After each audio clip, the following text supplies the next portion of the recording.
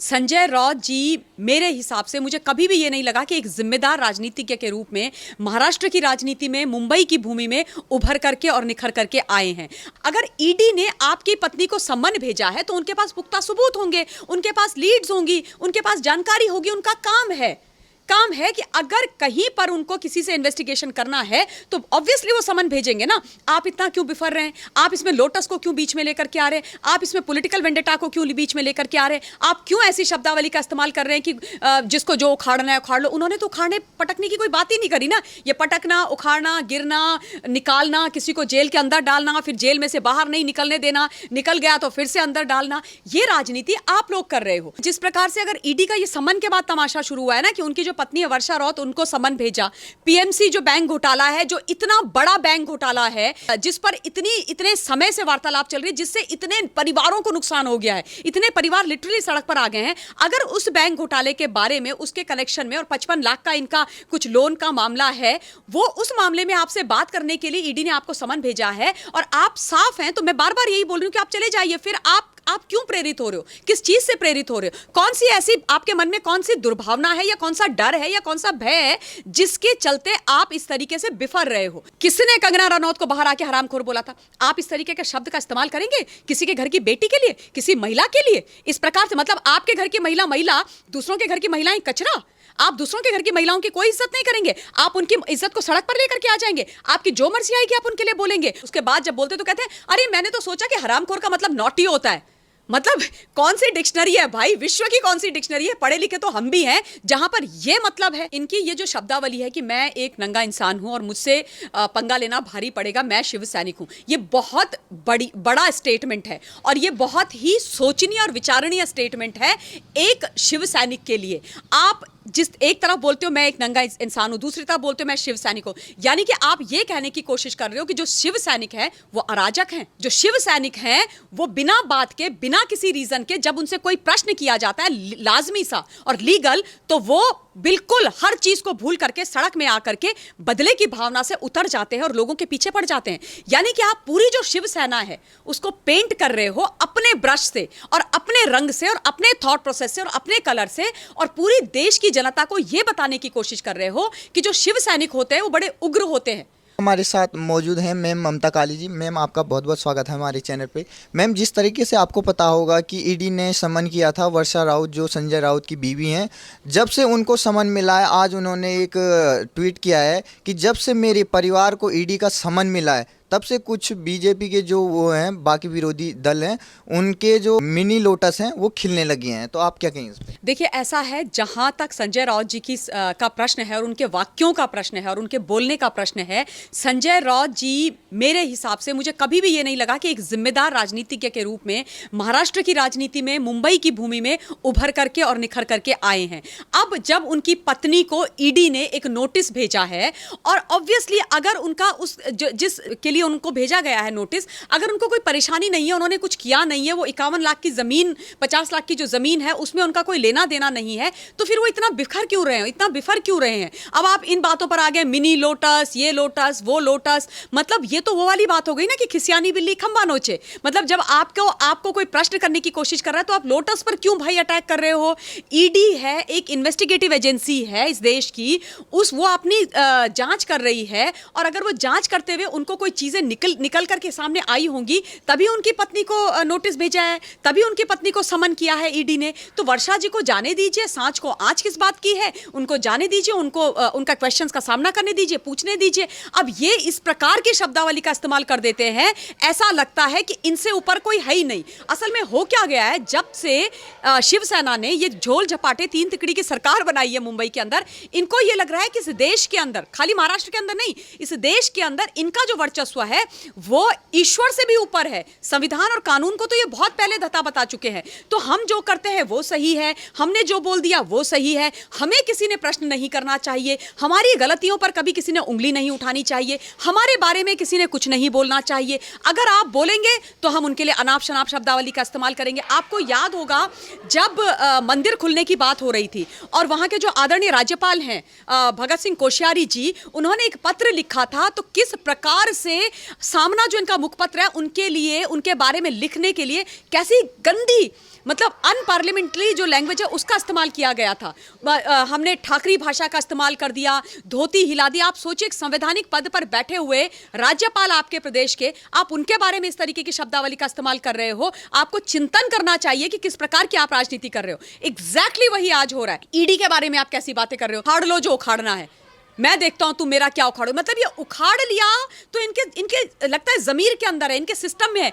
जब देखो, जब अगर कंगना रनौत का जब घर तोड़ा था, कंगना रनौत का जब विच हंट किया था, जब उसके पीछे पॉलिटिकल वेंडेटा के तहत ये लोग पड़े थे, तब भी इन्होंने उखाड़ दिया शब्दावली का इस्तेमाल किया था। हम उखाड़ देंगे, उखाड़ दिया। अब आप यही शब्दावली का इस्तेमाल ईडी के लिए कर रहे हो। देखिए, ईडी कोई पॉलिटिकल पार्टी नहीं है।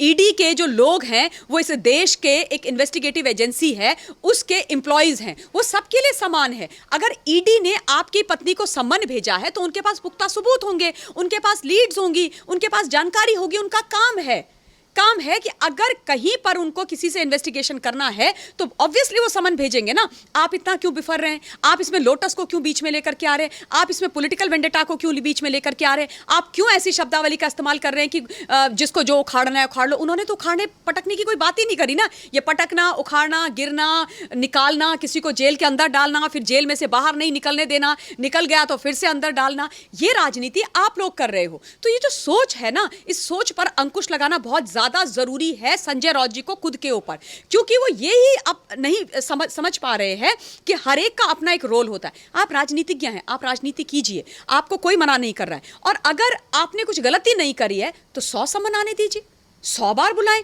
मैं तो कहती हूं आराम से जाइए, अपनी बढ़िया गाड़ी में बैठिए, शोफर ड्रिवन कार में जाइए, ईडी के ऑफिस में बैठिए उन ऑफिशियल्स के सामने और बोलिए कि भाई ये प्रश्न करिए आप। बल्कि मैं तो कहती हूँ एक कदम आगे जाइए। अगर वो कोई प्रश्न भूल जाते हैं तो बोलो कि ये तो आपने पूछा ही नहीं, ये भी पूछ लीजिए। और अपना जो आपका पल्ला है उसको एक बार साफ करके वहां से आ जाइए। उसके बाद आपको कोई कुछ पूछेगा ही नहीं। विफलता वो है जहां कहीं ना कहीं कुछ होता है। अब यही सोचा जाएगा ना, तो ईडी को अपना काम क्यों नहीं करने दिया जा रहा है, ये मेरा प्रश्न है। और मैं संजय जी से ये बोलना चाहती हूँ कि आप प्लीज ये इस तरीके की जो राजनीति है इसको बंद कर दी। मैम, जिस तरीके आपको पता होगा कि कुछ दिन पहले इन्होंने प्रेस कॉन्फ्रेंस की थी और उसमें कहा था कि मैं एक नंगा इंसान हूं, मैं शिव सैनिक हूं, पक्का शिव सैनिक, मेरे से आप पंगे मत लेना, नहीं तो बहुत भारी पड़ेगा। तो इस पे आप क्या कहेंगे? देखिए, इनकी ये जो शब्दावली है कि मैं एक, जो आप कह रहे हैं कि मैं एक नंगा इंसान हूं और मुझसे पंगा लेना भारी पड़ेगा, मैं शिव सैनिक हूं, ये बहुत बड़ा स्टेटमेंट है और ये बहुत ही सोचनीय और विचारणीय स्टेटमेंट है एक शिव सैनिक के लिए।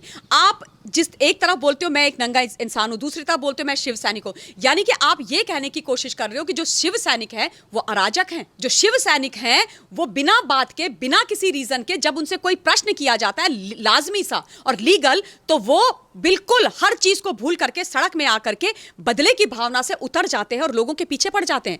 यानी कि आप पूरी जो शिव सेना है उसको पेंट कर रहे हो अपने ब्रश से और अपने रंग से और अपने थॉट प्रोसेस से और अपने कलर से, और पूरी देश की जनता को यह बताने की कोशिश कर रहे हो कि जो शिव सैनिक होते हैं वो बड़े उग्र होते हैं, वो जो होता है बड़ी बड़ी गुंडाई प्रवृत्ति के होते हैं, वो बदले की भावना से काम करते हैं। यही मतलब हुआ ना कि मैं तो नंगा आदमी हूं। मतलब ये शब्द बोलने में भी बड़ा अजीब सा लगता है कि आप लोग मेरे पीछे पड़ोगे तो मैं 100 गति से आपके पीछे पड़ूंगा। आप ये जो तरीका है ये सिर्फ आपके लिए, अगर आप इंडिविजुअली बात कर रहे हो वो ठीक है, लेकिन अगर आप शिव सैनिक अपने नाम के आगे लगाते हो और फिर आप ये बात बोल रहे हो तो आप पूरी पार्टी, आपके जो पूरे शिव सैनिक हैं उनकी तौहीन कर रहे हो। नंबर 2, सबसे बड़ी तौहीन आप कर रहे हो परम आदरणीय छत्रपति शिवाजी महाराज जी की, जिनको आप अपना आइडल मांगते हो, और शिव भगवान की, जिनका नाम आपके आगे लगा है, और उन सैनिकों की जो निस्वार्थ भाव से अपना सब कुछ भूल करके सरहदों पे जा करके अपनी जान जोखिम में दे करके सुप्रीम सैक्रिफाइस करके अपने जीवन का हम सब की मां भारती की सेवा करते हैं, हमारी रक्षा करते हैं। आप इन सब का अपमान कर रहे हो। या तो आप इस तरीके की शब्दावली बंद कीजिए, आपका जो आचरण है उसको बंद कीजिए। अगर नहीं कर सकते तो शिव सैनिक अपने नाम के आगे से हटा दीजिए, क्योंकि शिव सैनिक से ईश्वर शिव भगवान जुड़े हैं, हमारे सैनिक जुड़े हैं और परम आदरणीय छत्रपति शिवाजी महाराज जुड़े हुए हैं। और सबसे बड़ी बात, बाला साहब ठाकरे जी जुड़े हुए हैं। शिवसेना को बाला साहब ठाकरे जी ने एक बहुत बड़े भाव के साथ आरंभ किया था, जिनका मैं व्यक्तिगत तौर पर बहुत सम्मान करती हूं। आप उनके जो आदर्श हैं उनको धूमिल कर रहे हो। आज की जो राजनीति है, जो इतनी मेटेरियलिस्टिक पॉलिटिक्स में आप घुस गए हो, उसके लिए आप इन तमाम लोगों को अपमानित मत करो, ये मेरा निवेदन है। बाकी आपका विवेक है, सुनते मुनते वैसे किसी की नहीं है। जैसे आपको पता होगा, जब महाराष्ट्र सरकार पूरी तरीके से कंगना रनौत और अर्नब गोस्वामी के खिलाफ पूरी साजिश कर रही थी, उस टाइम जब संजय राउत से कहा गया कि अर्नब के खिलाफ ये क्या बदले की भावना तो नहीं की जा रही है, तो उस टाइम संजय राउत ने कहा था नहीं, पूरे महाराष्ट्र में न्याय का कानून है और यहाँ जो भी होगा सबूतों के आधार पे होगा। तब तो वो ये कहते हैं, लेकिन आज जब उनकी पत्नी को केवल समन दिया गया है, पर वो इतना आग बबूला हो गए हैं कि तब से उनके हर ट्वीट देखेंगे आप तो ऐसा लग रहा है कि उसमें बदले की भावना है। तो क्या कहेंगे आप इस? पूरी तरीके से ये बदले की भावना है। देखिए, जिस प्रकार से अगर ईडी का ये समन के बाद तमाशा शुरू हुआ है ना, कि उनकी जो पत्नी है वर्षा राउत, उनको समन भेजा। पीएमसी जो बैंक घोटाला है, जो इतना बड़ा बैंक घोटाला है, जिस पर इतने समय से वार्तालाप चल रही है, जिससे इतने परिवारों को नुकसान हो गया है, इतने परिवार लिटरली सड़क पर आ गए हैं। अगर उस बैंक घोटाले के बारे में, उसके कनेक्शन में, और 55 लाख का इनका कुछ लोन का मामला है, वो उस मामले में आपसे बात करने के लिए ईडी ने आपको समन भेजा है और आप साफ हैं, तो मैं बार बार यही बोल रही हूं कि आप चले जाइए। फिर आप क्यों प्रेरित हो रहे हो? किस चीज से प्रेरित हो रहे हो? कौन सी ऐसी आपके मन में कौन सी दुर्भावना है, या कौन सा डर है, या कौन सा भय है जिसके चलते आप इस तरीके से बिफर रहे हो? क्योंकि जो पाक साफ इंसान होता है, जिसकी कोई गलती नहीं होती है, वो कंपोज्ड रहता है। वो कहता है ठीक है भाई, आपको जो करना है आप कर लीजिए। हमने देखा है इस देश के अंदर किस प्रकार से हिंदुस्तान के जो आदरणीय प्रधानमंत्री हैं, उनके साथ यूपीए की सरकार ने कैसा दुर्व्यवहार किया था। हर पॉलिटिकल मशीनरी उनके पीछे लगा दी थी 10 साल तक, लेकिन वो बड़ी शांति से हर जगह जाते थे, जवाब देते थे, जबकि वो मुख्यमंत्री थे, गुजरात के मुख्यमंत्री थे, सिटिंग चीफ मिनिस्टर, और उसके बावजूद वो जाते थे चुपचाप, हर इन्वेस्टिगेशन में शामिल होते थे, हर प्रश्न का जवाब देते थे। उन्होंने तो कभी नहीं बोला, इस तरीके की शब्दावली का कभी इस्तेमाल नहीं किया। सब कुछ किया, 10 साल कम नहीं होते हैं, 10 साल तक।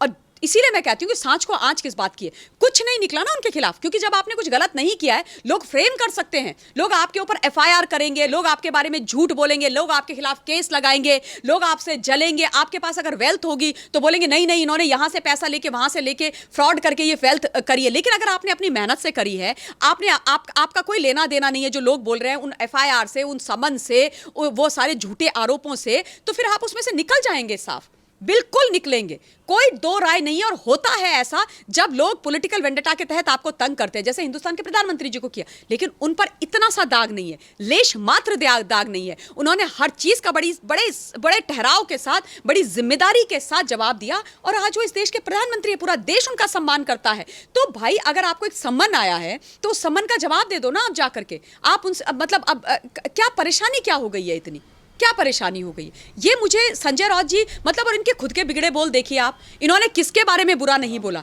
क्या इन्होंने किसके साथ बुरा व्यवहार नहीं किया? कंगना रनौत की आज तक मुझे समझ में नहीं आता कि उसकी गलती क्या है, क्या मिस्टेक है। ये मिस्टेक है कि वो नारकोटिक्स के गंदे धंधे में लिप्त लोगों के नाम बताना चाहती थी, या ये मिस्टेक है कि वो सुशांत सिंह राजपूत की रहस्यमयी मौत के समय पर उनके पिता जो 74 वर्ष के, उनके साथ खड़े होने चाहते थे, उसने सिर्फ सही का साथ देने की कोशिश करी। आपने इलीगल तरीके से उनका घर तोड़ दिया, बाय द वे, जिसके लिए आपको फटका पड़ गया आदरणीय हाई कोर्ट से, और अब आपको हर्जाना देना पड़ रहा है। आपके जो वहां के बीएमसी के हेड हैं, उनको भी, मिस्टर चहल को भी शो कॉज नोटिस वहां के ह्यूमन राइट कमीशन ने दे दिया है। ये सारी चीजें तभी हो रही जब आप गलत हो, जब आप हाशिए पे हो। और जब ये सारी तमाम चीजें चल रही थी, तो किसने कंगना रनौत को बाहर आके हरामखोर बोला था? आप इस तरीके के शब्द का इस्तेमाल करेंगे किसी के घर की बेटी के लिए, किसी महिला के लिए, इस प्रकार से? मतलब आपके घर की महिला, दूसरों के घर की महिलाएं कचरा।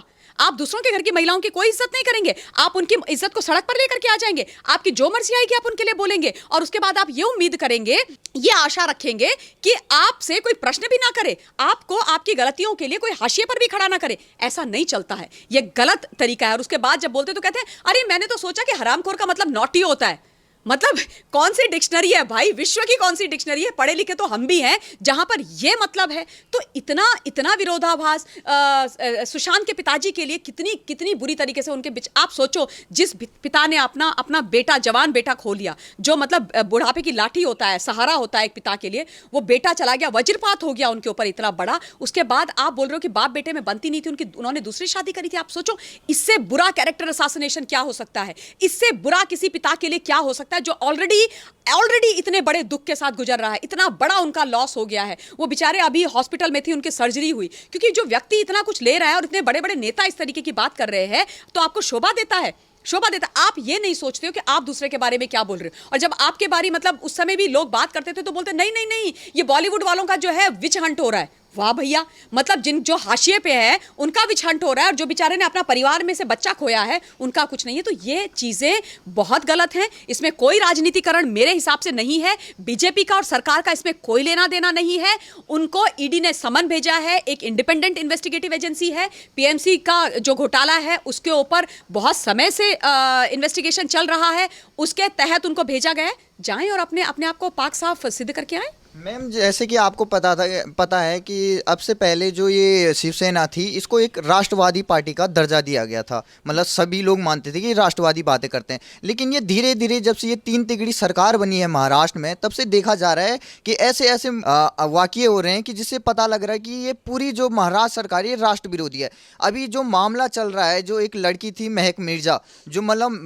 गेटवे ऑफ इंडिया पे फ्री कश्मीर का बैनर लगाई हुई थी प्रदर्शन में, अब उसके केस को वहाँ की पुलिस कह रही कि इसका केस बंद कर दिया जाए। और उसी पे संजय राउत ने कहा है कि ये जो फ्री कश्मीर का कहना है उसका उससे मतलब नहीं है। उसका ये मतलब है कि इंटरनेट फ्री होना चाहिए और वहाँ जो मोबाइल सेवा है वो फ्री होनी चाहिए। तो इस पे आप क्या कहेंगे? ये अगर वहाँ की पुलिस ने ये बोला है तो ये मेरे लिए बहुत सरप्राइजिंग बात है, क्योंकि जो फ्री कश्मीर का जो प्लकार्ड था जब वो वहाँ पर लगाया गया था उस लड़की के द्वारा, तो हर पॉसिबल मीडिया हाउस ने उसको दिखाया था।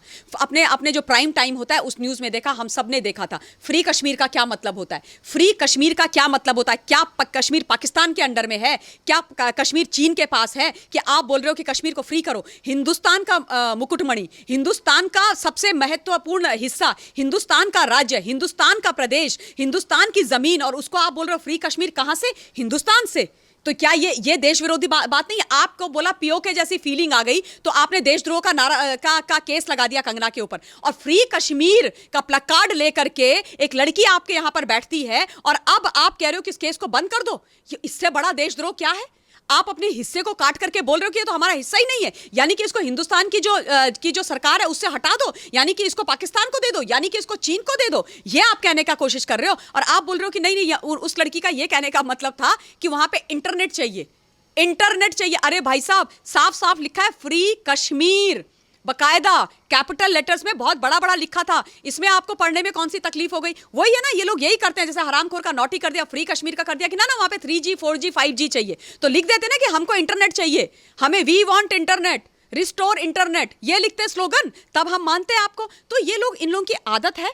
और जो एक्चुअल मुद्दे होते हैं उन मुद्दों पर ये कभी बात नहीं करेंगे। अब देखिए, जिन लोगों पर केस नहीं बनने चाहिए, जिन लोगों के नाम पर कोई केस नहीं बनते हैं, उनके ऊपर केस बनाए जा रहे हैं। चाहे फेक टीआरपी का केस हो, पुराने केस उठा करके आप रीओपन कर रहे हो आर्बिट्ररी तरीके से, इलीगल तरीके से, और उसके बाद लोगों को आप जेल के अंदर डाल रहे हो। ये इलीगल है, वो आप काम कर रहे हो। लेकिन एक एक्चुअली जो एंटी नेशनल कार्यवाही आपके यहाँ हुई है, एक लड़की ने करी है, आप कह रहे हो कि नहीं नहीं, ये क्या कहते हैं, इंटरनेट का मामला था, इंटरनेट का मुद्दा था, इसलिए हम इस केस को बंद कर देंगे। तो जब इस तरीके की चीजें आती हैं तो क्या प्रश्न नहीं किए जाएंगे? क्या वहां की सरकार से और वहां की जो पुलिस है उससे प्रश्न नहीं किए जाएंगे? किए जाएंगे तो ये बोलेंगे नहीं, बहुत गलत हो रहा है, हमारा पॉलिटिकल वेंडेटा हो रहा है, हमारा विच हंट हो रहा है, हमारे बारे में गलत बातें की जा रही है, हमारे सरकार को गिराने की कोशिश की जा रही है, लोग हमारे बारे में गलत प्रश्न कर रहे हैं, गलत शब्दावली का इस्तेमाल कर रहे हैं। इसको भी पकड़ो, इसलिए जेल में ठूसो, उसको भी पकड़ो, इसको भी जेल में ठूस दो, सबको जेल में ठूस दो, 130 करोड़ लोगों को जेल में ठूस दो, सबको बंद कर दो। आवाज फिर जेल से भी निकल करके आएगी, क्योंकि फासिस्ट सरकार है, गलत सरकार है, गलत नीतियों पर कार्य कर रही है।